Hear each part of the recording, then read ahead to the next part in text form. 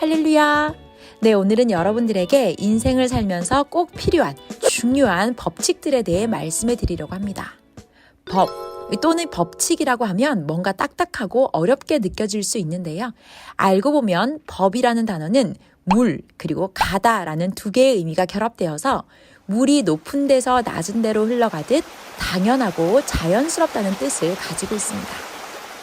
법의 사전적 의미를 보면 국가의 강제력을 수반하는, 그래서 반드시 지켜야 하는 사회 규범을 말하는데요. 강제력을 띈다는 점에서 양심에 비추어 스스로 지키도록 하는 도덕과는 큰 차이가 있습니다. 교통신호를 지켜야 되는 것은 법으로 정해져 있고, 그래서 어길 경우 범칙금을 내거나 그에 따른 처벌을 받게 되지만, 버스나 지하철에서 노약자들에게 자리를 양보하는 것은 사회적 관습에 의해 만들어진 도덕적 행위일 뿐 위법에 해당되지는 않습니다. 법이 가진 강제성이라는 특성 때문에 법이라고 하면 뭔가 부담되고 구속당하는 것으로 느껴질 수도 있지만, 엄밀히 말하면 법은 국민들에게 자유를 보장하는 수단이 되기도 합니다. 성경에서 말하는 진리가 곧 하나님의 법인데요. 예수님도 진리를 알지니 진리가 너희를 자유롭게 하리라 말씀하셨습니다. 진리를 알면 우리가 자유롭게 된다고요? 사도 바울은 성경에 기록하기를 법이 없다면 그것은 죄로 보지 않는다고 말하기도 했는데요. 차라리 법이 없었거나 몰랐다면 그것은 죄가 아니니 더 자유롭지 않나요? 라고 반문하는 분들도 계실 것입니다. 예를 들어 볼까요? 제가 전혀 가본 적도 없는 어느 나라를 가게 되었다고 가정해 보겠습니다. 그런데 길을 건너려고 보니까 그 나라는 보행자들을 위한 신호등불이 초록, 빨강, 노랑, 파랑 이렇게 4개가 있는 거예요. 우리나라였다면 이미 교통법규를 너무 잘 아니까 초록불에 건너고 빨간불에는 건너지 않았는데, 도대체 이 나라에서는 언제 건너야 될지 모르니 너무 난감해졌죠. 그때 갑자기 불이 노란불로 바뀌면서 제 옆에 있던 할머니 한 분이 길을 건너시는 것을 보고 지금 건너면 되는구나 하고 따라 건너는데 경찰이 호루라기를 불며 달려왔습니다. 알고 봤더니 이 나라는 60세 이상의 노인들만 노란불에 건너는 것으로 법이 정해져 있었던 것이죠.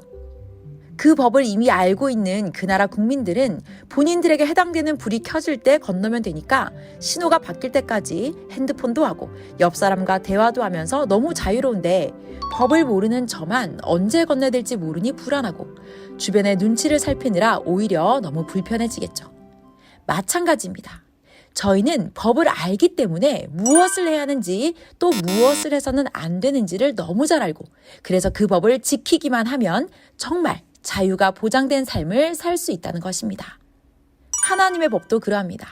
하나님의 말씀이 기록된 성경은 크게 하라, 하지 말라 이 2가지 법으로 정확하게 나뉘어져 있습니다. 마음과 뜻과 목숨을 다해 하나님을 사랑하고 형제와 이웃을 내 몸과 같이 사랑하라. 부모를 공경하라. 살인하지 말라. 거짓 증언하지 말라. 서로 비방하지 말라 등이죠. 사람들은 이 성경에 너무 하지 말라는 것이 많고 또 하라는 것이 많아서 지키기 힘들고 부담된다고 하는데요. 뒤집어 생각해보면 오히려 정확하게 해야 될 것과 하지 말아야 될 것을 말씀해 주시니 지키기만 하면 너무 편하고 또 답을 아니 문제 해결도 쉽습니다. 우리는 살면서 항상 선택의 문제에 부딪히게 되는데요.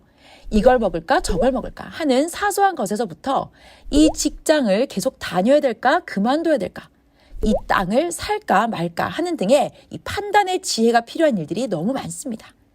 이때 누군가 답을 아는 사람이 나타나서 이걸 먹어, 그 직장은 그만둬, 지금 당장 이 땅을 사야 돼 라고 말해준다면 얼마나 좋을까요? 이처럼 하나님의 말씀은 우리가 항상 최선의 선택을 할 수 있게 해주는, 그래서 언제나 우리를 후회 없는 옳은 길로 인도해주는 나침반과 같습니다. 그렇다면 법은 왜 반드시 지켜야 할 강제성을 지니고 있을까요? 어떤 것을 법으로 정해놓았을까요? 바로 국민의 생명과 관련된 것들은 국가가 모두 법으로 정해서 국민들을 보호하게 됩니다. 자리를 양보하지 않는 것이 하나의 비양심적인 행동은 될 수 있을지언정 그것이 생명과는 직결되는 문제가 아니지만, 교통신호를 어긴다면 이는 바로 사고로 이어져 목숨까지 잃게 될 수도 있으니 반드시 꼭 지켜야 할 법으로 정해놓은 것이죠. 그러니 법은 반드시 필요하며 이는 하나님의 말씀의 법도 마찬가지입니다. 하나님은 우리의 생명을 지켜주시기 위해 법을 정하셨는데요. 지키기만 하면 육도 살고 영도 영원히 살지만 지키지 않으면 육의 죽음뿐 아니라 영원한 영의 생명까지 사망, 지옥에 거하는 안타까운 결과를 초래하게 됩니다. 생명과 직결된, 그래서 너무나 중요한 이 법은 우리 인간들뿐 아니라 하나님이 창조하신 모든 만물 속에도 적용이 되는데요. 꽃 한 송이가 피기까지도 이에 해당되는 자연 법칙이 있고 생태계가 유지되는데도 필요한 여러 법칙들이 있으니 이 모든 것이 법칙에 맞아야 존재 가능하며 안 맞으면 존재 불가라는 것입니다. 또한 이 법칙들은 인간들이 임의로 정한 것이 아닌 창조자 하나님께서 만드신 법칙들로서 아무리 인간의 두뇌가 끝도 없이 성장하고 과학이 최첨단으로 발달한다 해도 함부로 바꾸거나 없앨 수 없는 절대 법칙임을 우리는 명심해야 됩니다. 작은 돌멩이 하나가 존재하는데도 광맥이라는 법칙이 존재하는데요. 금과 은 등 이런 광물들이 만들어지기 위해서도 10가지 이상의 조건이 맞아야 된다고 합니다. 예를 들어 똑같은 원소인 탄소라도 조건에 따라 다이아몬드가 될 수도 있고 흑연이 될 수도 있는데요. 이처럼 광물 하나도 아무 곳에서나 생기는 것이 아니라 조건이 맞는 광맥 속에서만 존재할 수 있다는 것이지요. 또한 물질계를 보면 물리라는 법칙이 있는데요. 물질을 이루는 가장 작은 단위인 소립자에서부터 원자, 분자 하나까지도 존재하는 법칙이 있고 이 물리라는 법칙이 안 맞으면 순식간에 그 구조가 파괴되고 썩어 들어가게 됩니다. 생물계를 볼까요? 우리 인간을 포함한 각종 동식물이 살아가는 데 있어서 생리라는 법칙이 필요한데요. 이 또한 법칙이 깨지면 그 어떤 생물도 존재할 수가 없게 됩니다. 이 사과 같은 과일 하나도 환경과 조건이 맞지 않으면 바로 부패되어 먹을 수 없게 되고요.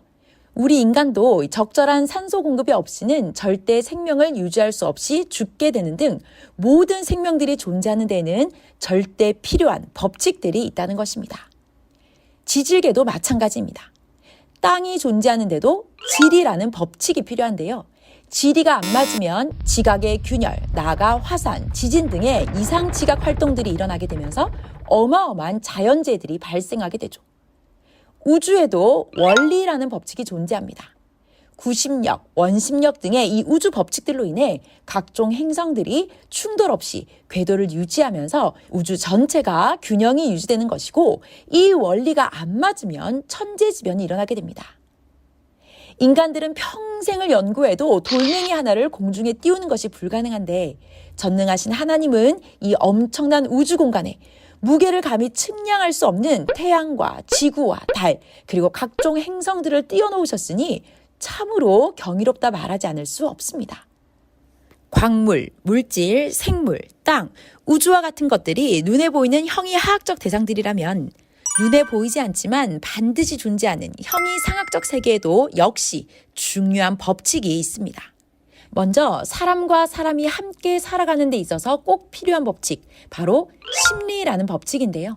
사람은 반드시 심리, 즉 마음이 맞아야 존재할 수 있게 창조되었고 심리가 안 맞으면 친구 사이, 애인 사이, 부모, 형제 사이라도 돌아서고 분쟁하여 갈라서게 됩니다. 심지어 나라와 나라 사이에도 마음과 생각이 다름으로 인해 전쟁까지 일어나게 되니 이처럼 심리는 너무나 중요한 인간 존재의 법칙입니다. 마지막으로 하나님과 인간 사이에도 존재하는 법칙이 있는데요. 이것이 바로 진리입니다. 하나님의 말씀인 진리가 안 맞으면 인간은 죽게 되는데요. 목숨이 끊어졌을 때도 죽었다고 보지만 기능을 발휘하지 못할 때, 관계성이 단절되었을 때도 죽었다고 표현합니다. 곧 진리가 안 맞으면 하나님과의 수수관계가 끊어지게 되니 이는 살았다고 하나 실상 죽은 자라고 볼 수 있다는 것입니다. 물고기가 물을 떠나서는 살 수 없듯이 인간은 진리를 떠나서는 살 수가 없으며 그러므로 하나님이 주신 진리의 법 안에서 사는 것은 인간에게 있어 선택이 아니라 필수입니다. 하나님은 법칙과 이치의 하나님이시며 법칙과 이치를 통한 하나님의 역사입니다. 그러니 우리는 진리가 얼마나 중요한지 꼭 알고 시대마다 하나님이 그 육으로 쓰는 사명자들을 통해 선포하시는 시대의 진리의 말씀을 꼭 들어야 합니다. 그 말을 절대 믿고 진리에 대해 제대로 배워서 온전히 알고 깨달음으로 그 인생은 자유함을 얻게 되고 모든 마음과 육신의 문제, 나아가 영의 문제까지 다 풀 수 있습니다. 천하를 주고도 바꿀 수 없는 것이 자기 목숨인데요. 하나님의 법은 우리의 목숨을 지키고 보호하며 나아가 영원한 구원을 이룰 수 있게 합니다. 법이 강할수록 국가는 더 안전하고 국민들의 생명도 보호할 수 있듯이 하나님의 법도 푸른 초장의 양들을 지키는 하나의 높은 철조망과 같아서 바깥 위험한 야수들로부터 양들의 생명을 안전하게 보호할 수 있습니다. 그래서 하나님은 이 시대 말씀의 법을 높이 세우셔서 사탄과 악인으로부터 하나님의 사랑하는 자들의 생명을 지켜주고 계심을 꼭 기억하시기 바랍니다. 하나님의 법으로 우리를 지켜주고 계심이 얼마나 감사한 일인지를 깨닫고 모두 하나님의 법을 더욱 알고 지켜 행함으로 자신의 생명을 지키고 영원한 사망에서 생명으로 옮겨지는 구원까지 이루는 여러분들이 되시기를 진정 원합니다. 오늘의 강의는 여기서 마치겠습니다. 함께해 주신 여러분 감사합니다.